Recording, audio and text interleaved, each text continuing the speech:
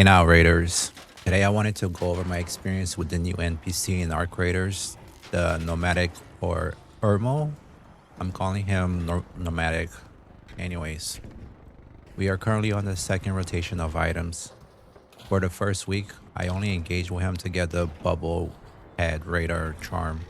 I would have gone for the blueprint for the Tempest, but it costed 1 million, and that's way too much. I know they changed the prices now, but still. I got the Expedition Vault and the Stash expansion done this week.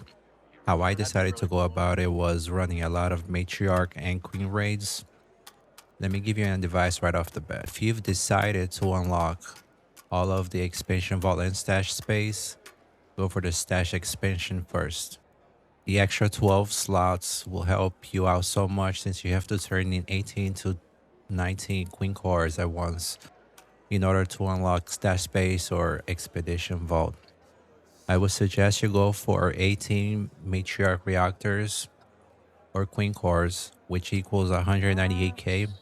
Throw in a Bombardier cell or a Bastion cell. Keep it at a total of 201k. You don't want to go over the 200k requirement. With this math, you'll need 108 cores or reactors and 6 Bastion cells. I chose to do the Queen or the Matriarch because you get tons of essential materials like magnetic accelerators to craft guns, arc motion cores to craft wolf packs or hull cracker ammo, arc power cells for sword shields, energy ammo, circuitry to repair medium shields. Most of the other loot they drop you can bring back to Esperanza to break down into plastic, metal, rubber parts, and etc.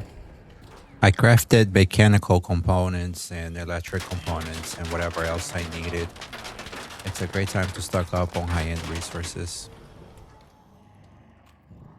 I play between 2 to 4 hours a day and I average 3 to 4 raids during event hours. I consistently brought back at least 1 core, but mostly 2 to 4 cores a run. Maybe 5 if I got to the core first at the end of the fight. I enjoyed the boss fights very much, so I always stayed it until the very end. You could probably get more if you were greedy and just go for the legs and leave as soon as they're all gone, but that's up to you. I only got to the core maybe 3 to 4 times, no, maybe 3 times successfully. I think 5 of them just rolled away as I was looting. I could see the items coming up, but someone else got the opportunity to do so because I didn't. For the Expedition Vault, Survivor Blueprint is a no-brainer. That's definitely priority number 1. Number 2, I'm thinking Tempest Blueprint, just because it's an all-around great gun for every job, and it feels like it's one of the rarest to find. Took me about 300 hours the first time around. I know it drops now in hurricane mode, which is great.